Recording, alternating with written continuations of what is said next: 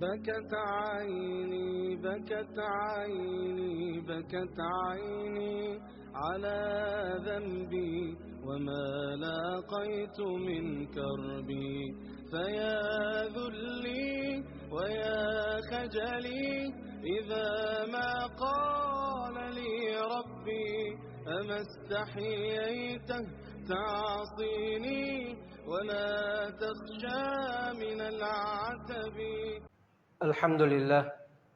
الحمد لله الذي خلق السماء بقدرته ودحى الأرض بمشيته وخلق الخلائق بإرادته واستوى على الأرش كما يليق بجلاله. الصلاة والسلام على رسول الله محمد بن عبد الله الذي أرسله سبحانه وتعالى شاهدا ومبشرا ونذيرا وداعيا إلى الله بإذنه وسراجا منيرا وعلى آله وأصحابه ومن تبعهم بإحسان إلى يوم الدين. أما بعد، فقد قال الله سبحانه وتعالى: أعوذ بالله من الشيطان الرجيم، بسم الله الرحمن الرحيم. قل إن كنتم تحبون الله فاتبعوني يحببكم الله ويغفر لكم ذنوبكم والله غفور رحيم. صدق الله العلي العظيم. وبالسند المتصل مني للإمام الحافظ الحجة ريحانة الفقهاء أمير المؤمنين في الحديث أبي عبد الله محمد بن إسماعيل بن إبراهيم بن مغيرة بن بردزبة الجعفي البخاري اليماني رحمه الله أنه قال: حدثنا آدم بن أبي إياس قال حدثنا شعبة بن حجاج العتقي عن قتادة بن دعامة السدوسي عن أنس بن مالك رضي الله عنه قال: سمعت رسول الله صلى الله عليه وسلم يقول: لا يؤمن أحدكم حتى أكون أحب إليه من والده وولده والناس أجمعين أو كما قال عليه الصلاة والسلام. அளவற்ற அருளாளனும் நிகரற்ற அன்புடையோனுமாகிய எல்லாமல்ல அல்லாஹுக்கே அனைத்து புகழும் உரித்தாகட்டும். சாந்தி மந்தம் பேதி வந்த சத்திய தூதர் சன்மார்க்க போதகர் சர்தாரே தோ ஆலம் தாஜுல் மதீனா ரஹ்மத்துல்லில் ஆலமீன் இமாமுல் அம்பியா ஹைருல் பரியா எம் உயிரிலும் உயிரான உயிரிலும் மேலான கண்மணி நபிகள் நாயகம் ஸல்லல்லாஹு அலைஹி வஸல்லம் அவர்கள் மீதும் இந்த தீன் பிற்காலத்திலே வாடிய மலராக இருக்கக்கூடாது, வாடாத மலராக இருக்க வேண்டும் என்பதற்காக உயிர் தியாகங்கள் இரத்த தியாகங்கள் செய்த சஹாபாக்கள், தாபிஊன்கள், தபுஅத் தாபிஈன்கள், இந்த உலகிலே வாழ போகின்ற வாழுகின்ற அத்தனை முஸ்லிமான முஃமினான ஆண்கள் பெண்கள் மீதும் அல்லாஹ்வின் சாந்தியும் சமாதானமும் என்றென்றும் உண்டாவதாக.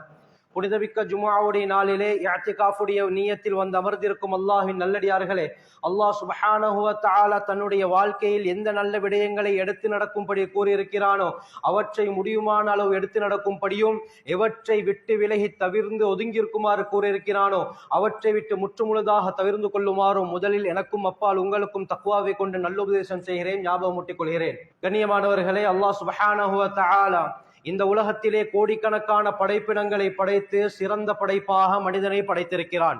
சிறந்த படைப்பாக மனிதனை படைத்ததற்கு பிறகு எண்ணற்ற அருட்கொடைகளை, நிஅமத்துகளை மனிதனுக்கு அல்லாஹ் கொடுத்திருக்கிறான்.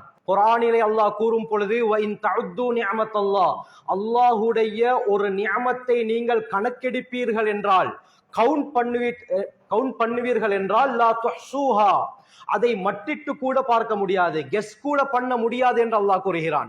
அல்லாஹ்வுடைய அருட்கொடைகள் ஏராளம் கண்ணியமானவர்களே. கோடான கோடான கோடி அருட்கொடைகளை, நிஅமத்துகளை மனிதர்களுக்கு அல்லாஹ் தந்திருக்கிறான். இந்த கோடான கோடி நிஅமத்துகளில் மிக முக்கியமானது இரண்டு நிஅமத்துகள். அந்த இரண்டு அருட்கொடைகள் எங்களுடைய இரண்டு கண்களை போல. கண்கள் எந்த அளவுக்கு பெருமதியோ இதே போல இந்த இரண்டு நிஅமத்துகள் கண்ணை விட பெருமதி. முதலாவது என்ன?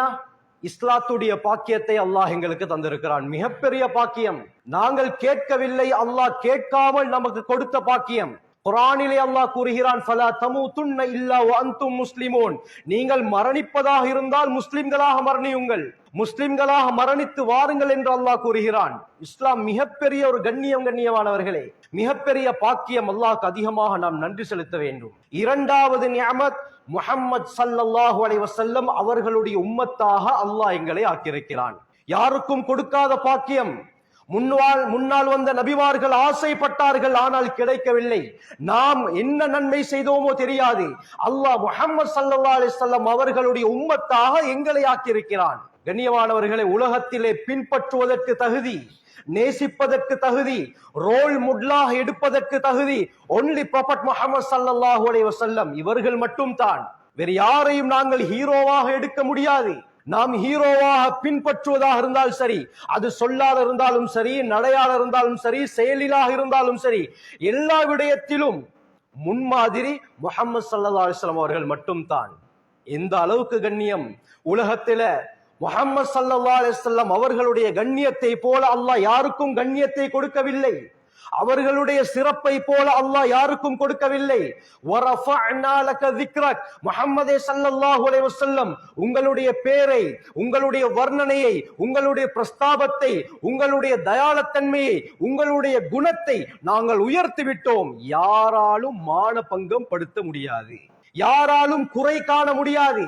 கண்ணியமானவர்களே, முஸ்லிம்களாகிய நாங்கள் முஹம்மது ஸல்லல்லாஹு அலைஹி வஸல்லம் அவர்களுடைய கண்ணியத்தை விளங்கி வைத்திருக்கிறோம். இதே போல முஸ்லிம்களையும் தாண்டி மாற்று மத சகோதரர்களிடத்திலே, அந்நியர்களிடத்திலே நம்முடைய உயிரிலும் உயிரான, உயிரிலும் மேலான கண்மணி நபிகள் நாயகம் ஸல்லல்லாஹு அலைஹி வஸல்லம் அவருடைய கண்ணியம் எந்த அளவு தெரியுமா? சுப்ஹானல்லாஹ், கேட்டால் புல்லரிக்கும். கண்ணியமானவர்களே, மகாத்மா காந்தி இந்தியாவுக்கு சுதந்திரத்தை வாங்கி கொடுத்த நபர். மகாத்மா காந்தி ஒரு இடத்துல சொல்றாரு, உலகத்தில ஒரு தலைவரை நாங்கள் ஏற்றுக்கொள்வதாக இருந்தால், சிறந்த தலைவரை நாங்கள் பார்ப்பதாக இருந்தால் அவர்கிட்ட 3 குவாலிஃபிகேஷன் இருக்க வேண்டும். 3 விடயங்கள் இருந்தால் அவள் தான் ரியல் லீடர். முதலாவது என்ன? ஆள் பலம் இருக்க வேண்டும். இரண்டாவது ஆயுத பலம் இருக்க வேண்டும். மூன்றாவது குணபலம் இருக்க வேண்டும். அஹ்லாக், நற்குணம் இருக்க வேண்டும். சொல்லிட்டு சொல்றாரு, உலகத்தை ஆட்டி உலுக்கியவர்கள், புரட்சியாளர்களை எடுத்து பார்க்கும் பொழுது மாவீரன் அலெக்சாண்டர், மாவீரன் நெப்போலியன், கெங்கிஸ் கான் போன்றவர்களுடைய வாழ்க்கை எடுத்து பார்த்தால் படைபலம் இருந்தது, ஆயுத பலம் இருந்தது, ஆனால் குணபலம் இருக்கல்ல. மனிதர்களை கொன்று குவித்தார்கள். சொல்லிவிட்டு சொல்றாரு, ஆயுத பலம், ஆள்பலம், குணபலம் 3ம் இருந்த ஒரே மனிதர் முஹம்மது ஸல்லல்லாஹு அலைஹி வஸல்லம் இவர்கள் மட்டும்தான். சொல்றது யாரு? ஒரு அந்நிய சகோதரர். கண்ணியமானவர்களே, அமெரிக்காவை சேர்ந்த யூத மனோ தத்துவ விஞ்ஞானி, ஜூஷ் சைக்காட்டிஸ்ட், சயின்டிஸ்ட், இஸ்லாத்துடைய பரம விரோதி யூதர்கள். இந்த யூத மனோ தத்துவ விஞ்ஞானி ஜூல்ஸ் எச் மாசமேன் என்ன சொல்றாருன்னா, சமூகத்தில, சரித்திரத்தில ஒரு தலைவரை நாங்கள் முழுமையாக தேர்ந்தெடுப்பதாக இருந்தால் 3 குவாலிஃபிகேஷன் இருக்கணும். அவர் சொல்லக்கூடிய குவாலிஃபிகேஷன், முதலாவது குவாலிஃபிகேஷன் என்ன? மக்களுக்கு நல்லது செஞ்சிருக்கணும். இவர்தான் ரியல் லீடர். இரண்டாவது, ஒரு சமூகத்தை உருவாக்கி அந்த சமூகத்திலே இருக்கக்கூடிய ஒவ்வொருவருடைய உள்ளத்திலும் நான் பாதுகாப்புடன், முழுமையான பாதுகாப்புடன் இருக்கிறேன் என்ற உணர்வை ஏற்படுத்தியிருக்க வேண்டும். மூன்றாவது, ஒரே கொள்கைக்கு கீழால, ஒரே விடயத்துக்கு கீழால தன்னுடைய சமூகத்தை கொண்டு வந்து இருக்க வேண்டும், ஒரே நம்பிக்கையை ஊட்டிருக்க வேண்டும் என்று 3 குவாலிஃபிகேஷனை சொல்றாரு. சொல்லிட்டு சொல்றாரு, சோல்ட், பாஸ்டர் சோல்ட்டை எடுத்துக்கொண்டால் அவர்கிட்ட ஃபர்ஸ்ட் குவாலிஃபிகேஷன் இருந்தது, இரண்டாவது மூன்றாவது குவாலிஃபிகேஷன் இருக்கல்ல. மாவீரன் நெப்போலியன், மாவீரன் அலெக்சாண்டர், ஜூலியட் சீசர், கொன்ஃபூசியஸ், ஜெங்கிஸ் கான் போன்றவர்களை எடுத்துக்கொண்டால் இரண்டாவது மூன்றாவது குவாலிஃபிகேஷன் இருந்தது, முதலாவது குவாலிஃபிகேஷன் அவர்களிடத்தில் இருக்கவில்லை. இதே போல புத்தர், ஜீசஸ், அவருடைய பார்வையில ஜீசஸ், இவர்களை எடுத்துக்கொண்டால் இவர்கள்ட்ட மூன்றாவது இருந்தது, முதல் 2ம் இருக்கல்ல. இப்படி உலகத்துடைய தலைவர்களை எடுத்து பார்க்கும் பொழுது ஏதோ ஒரு ரீதியில் குறை இருந்தது. சொல்லிவிட்டு அந்த இஸ்லாத்துடைய பரம விரோதி அந்த யூதர் என்ன சொல்கிறார் தெரியுமா? இந்த 3 குவாலிஃபிகேஷனும் பூர்த்தியாக கொடுக்கப்பட்ட ஒரே மனிதர் ப்ராஃபட் முஹம்மது ஸல்லல்லாஹு அலைஹி வஸல்லம். லா இலாஹ இல்லல்லாஹ். எங்க இருக்கிறது நபி அவர்களுடைய கண்ணியம்? வரஃபஅனா லக ذிக்ரக். நாயகமே, உங்களுடைய கண்ணியத்தை நாம் எல்லோருக்கும் மத்தியிலே உயர்த்தி விட்டோம், யாராலும் குறை கண்டுபிடிக்க முடியாது. 1978 அமெரிக்காவுடைய கலிபோர்னியாவுல மைக்கேல் எச் ஹார்ட் ஒரு புக்கை ரிலீஸ் பண்றாரு. அதிகமானவர்கள் படித்திருக்கலாம், நிறைய ஸ்டூடெண்ட் இந்த இடத்துல இருப்பீங்க. அவர்களுக்காக வேண்டி இந்த விடயத்தை நான் சொல்கிறேன். நபி அவர்களுடைய கண்ணியம் எந்த அளவுக்கு இருக்கிறது என்று ஒவ்வொருவரும் விளங்கிக் கொள்ள வேண்டும். மைக்கேல் எச் ஹார்ட் ஒரு புக்கை ரிலீஸ் பண்றாரு, The 100, a ranking of the most influential persons in history. உலகத்திலே அதிக செல்வாக்கை ஏற்படுத்திய 100 பேர். அதிக தாக்கத்தை உலகத்திலே யார் மூலமாக இறைவன் ஏற்படுத்தினானோ, யாரின் மூலமாக உலகத்தை அதிக தாக்கம் ஏற்பட்டதோ, இப்படியாப்பட்ட 100 பேர் என்ற தலைப்புல ஒரு புக்கை ரிலீஸ் பண்றாரு. அதுல அவர் சொல்றாரு, இந்த புக்கை நான் தயாரிப்பதற்கு 28 வருஷங்கள் போனது. 28 வருஷமாக நான் ரிசர்ச் பண்ணி ஒவ்வொருவருடைய வாழ்க்கை வரலாறை அலசி ஆராய்ந்து இந்த புத்தகத்திலே எழுதினேன். இந்த புத்தகத்தை நான் எழுதுவதற்கு 5000 பேருடைய வாழ்க்கையை நான் படிக்க ஆரம்பித்தேன். 5000 பேருடைய வாழ்க்கை வரலாறை நான் எடுத்து படித்தேன். அதிலே ஒவ்வொருவருடைய வாழ்க்கையை நுணுக்கமாக அணுவணுவாக பார்த்து அதிலிருந்து 4900 பேரை ரிஜெக்ட் பண்ணிவிட்டு 100 பேரை தேர்ந்தெடுத்து இந்த புக்கை நான் எழுதி முடித்தேன். கண்ணியமானவர்களே, இந்த புக்ல அவர் யாருடைய பேரை எழுதியிருக்கிறார் தெரியுமா? 100 பேரை நான் சொல்வேன், நேரம் இடம் கொடுக்காது. நமக்கு தெரிந்த முக்கியமானவர்களுடைய பேரை மட்டும் நான் சொல்லிக் கொள்கிறேன். கண்ணியமானவர்களே, நபி அவர்களுடைய கண்ணியத்தை நாங்கள் விளங்க வேண்டும் என்பதற்காக 100வது இடம் சைனாவுடைய மதத்துருவி மகாவீருடைய பேர் இருக்கிறது. 98வது இடம் கிரேக்க இலக்கியவாதி ஹோமருடைய பேர். 94வது இடம் முதலாவது குயின் எலிசபெத்துடைய பேர். 86வது இடம் இந்தியாவுடைய பகுதிகளை கண்டுபிடித்த வாஸ்கோ ட காமாவுடைய பேர். 84வது இடம் ரஷ்யாவை கம்யூனிச நாடாக மாற்றிய லெனினுடைய பேர். 67வது இடம் ரோமர்களுடைய படை தளபதி ஜூலியட் சீசருடைய பேர். 66வது இடம் ரஷ்யாவுடைய சர்வாதிகாரி ஜோசப் ஸ்டாலினுடைய பேர். 65வது இடம் ஸ்பெயினை ஆட்சி செய்த 2வது குயின் இசபெலாவுடைய பேர். 62வது இடம் இன்கா சாம்ராஜ்யத்தை வெற்றி கொண்ட ஸ்பானிஷ் சோல்ஜர் பிரான்சிஸ்கோ பிசாரோவுடைய பேர். 60வது இடம் யார் தெரியுமா? பிரிட்டிஷ் மெடிக்கல் சயின்டிஸ்ட் ஜோசப் லிஸ்டருடைய பேர். 55வது இடம் இரத்த ஓட்டத்தை கண்டுபிடித்த வில்லியம் ஹாவியுடைய பேர். 53வது இடம் இந்தியாவை ஆட்சி செய்த அசோகாவுடைய பேர். 52வது இடம் உமர் பின் ஹத்தாப் ரலியல்லாஹு அன்ஹு அவர்களுடைய பேர் இருக்கிறது. 50வது இடம் புகழ்பெற்ற ஓவியன் மைக்கேல் ஏஞ்சலோவுடைய பேர். 43வது இடம் பென்சிலின் என்ற மருந்தை கண்டுபிடித்த அலெக்சாண்டர் பிளமிங். 42 டெலிபோனை கண்டுபிடித்த அலெக்சாண்டர் கிரஹாம் பெல். 39வது இடம் அடால்ஃப் ஹிட்லருடைய பேர். 38 ரேடியோவை கண்டுபிடித்த குக்லியல்மோ மார்க்கோனியுடைய பேர். 35 1000 படைப்புகளுக்கு சொந்தக்காரன் தோமஸ் எடிசனுடைய பேர். 34 பிரெஞ்சு மாவீரன் நெப்போலியன். 33 தி கிரேட் அலெக்சாண்டர். 29 தாத்தாரிகளுடைய தலைவன் ஜங்கிஸ்கானுடைய பேர். 27வது கார்ல் மார்க்ஸ். 26வது இடம் யாருக்கு தெரியுமா? அமெரிக்காவுடைய முதலாவது ஜனாதிபதி, அமெரிக்காவுடைய தந்தை என்று சொல்லப்படக்கூடிய ஜார்ஜ் வாஷிங்டனுடைய பேர். 25வது இடம் அமெரிக்காவுல சமூக உரிமைக்காக வேண்டி பாடுபட்ட அமெரிக்க ஆப்பிரிக்க தலைவர் மார்ட்டின் லூதருடைய பேர். 24வது இடம் ஸ்காட்லாந்து கணிதவியலாளர் ஜேம்ஸ் கிளார்க் மேக்ஸ்வெல்லுடைய பேர். 23வது இடம் மின்சாரத்தை கண்டுபிடித்த மைக்கேல் ஃபாரடே.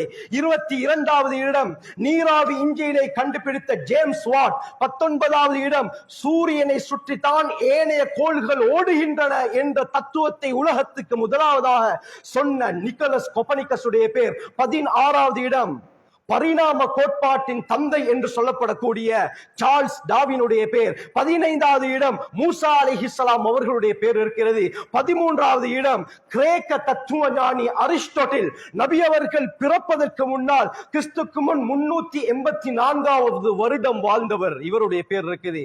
12வது இடம் father of the modern science, நவீன விஞ்ஞானத்தின் தந்தை கலீலியோடைய பேர். 11வது இடம் நுண்ணுயிரியலின் தந்தை என்று சொல்லப்படக்கூடிய லூயிஸ் பாஸ்டருடைய பேர் இருக்குது. 10வது இடம் சார்பு கோட்பாட்டின் தந்தை ஆல்பர்ட் ஐன்ஸ்டைன். 9வது இடம் அமெரிக்காவுடைய பகுதிகளை கண்டுபிடித்த கிறிஸ்டோபர் கொலம்பஸ். 8வது இடம் அச்சு இயந்திரத்தை கண்டுபிடித்த ஜொஹான் கட்டன்பர்க். 7வது இடம் கடதாசி பேப்பரை கண்டுபிடித்த சைனாவை சேர்ந்த சாஐ லூனுடைய பேர் இருக்குது. 6வது இடம் பைபிளுடைய நியூ டெஸ்ட்மென்ட்டை எழுதிய முக்கியமான ரைட்டர் சென்ட் போலுடைய பேர். 5வது இடம் சைனாவுடைய மதத்தை பரப்பிய கொன்ஃபூசியஸ் உடைய பேர். 4வது இடம் புத்தருடைய பேர். 3வது இடம் ஜீசஸ் உடைய பேர். 2வது இடம் கிராவிட்டி, புவியீர்ப்பு விசையை உலகத்திற்கு கண்டுபிடித்து கொடுத்த ஐசக் நியூட்டனுடைய பேர். 1வது இடம் அந்த மைக்கேல் எச் ஹார்ட் யாருக்கு கொடுத்தார் தெரியுமா? the great human being entire world, only prophet Muhammad sallallahu alaihi wasallam. இதற்காகத்தான் நான் இத்தனை பேரையும் நான் சொன்னேன். நபி அவர்களை முதலாவது இடத்திலே முற்படுத்தினார். ஐரோப்பிய உலகம் அதிர்ந்தது. ஏன்? அவர் ஒரு கிறிஸ்தவர், அவர் வணங்கக்கூடிய ஜீசஸ மூன்றாவது இடத்துல வச்சுட்டு இவர் எப்படி நபி அவர்களுக்கு ஃபர்ஸ்ட் ரேங்க கொடுக்கலும்? பிரஸ் மீட் நடக்குது. அவர்கள் கேள்வி கேட்பதற்கு முன்னாலே மைக்கேல் எச் ஹார்ட் அதற்குரிய பதிலை சொல்லிவிட்டார். உங்களுக்கு ஆச்சரியம் ஏற்படுத்தலாம், நான் வணங்கக்கூடிய ஜீசஸ மூன்றாவது இடத்துல வைத்துவிட்டு ஏன் ப்ராஃபட் முஹம்மது ஸல்லல்லாஹு அலைஹி வஸல்லம் அவர்களுக்கு முதலாவது இடத்தை கொடுத்தேன் என்று உங்களுக்கு கேள்வி எழும்பலாம். 2 காரணம் என்று சொன்னார். முதலாவது, மார்க்கம் என்ற ரீதியிலே எந்த குறையையும் வைக்கவில்லை. மார்க்கத்தை பூர்த்தியாக்கியவர் முஹம்மது ஸல்லல்லாஹு அலைஹி வஸல்லம். இஸ்லாத்திலே எல்லாமே சொல்லப்பட்டிருக்கிறது. எச்சில் துப்புவதிலிருந்து ஆட்சி செய்யும் வரை ஒரு மனிதனுக்கு தேவையான எல்லா விடயத்தையும் முஹம்மது ஸல்லல்லாஹு அலைஹி வஸல்லம் அழகிய முறையில காட்டி சென்று விட்டார்கள். 2வது காரணம், உலகளாவிய ரீதியில மார்க்கத்தையும் தாண்டி சமூக ரீதியில ஒரு கணவன் மனைவியுடன் எப்படி நடக்க வேண்டும், நபி அவர்களுடைய வாழ்க்கை முன்மாதிரி. ஒரு ஜனாதிபதி மக்களுடன் எப்படி நடக்க வேண்டும், முஹம்மது ஸல்லல்லாஹு அலைஹி வஸல்லம் அவர்களுடைய வாழ்க்கை முன்மாதிரியாக இருக்கிறது.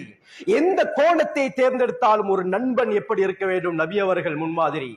ஒரு ஆசிரியர் எப்படி இருக்க வேண்டும், நபி அவர்கள் முன்மாதிரி.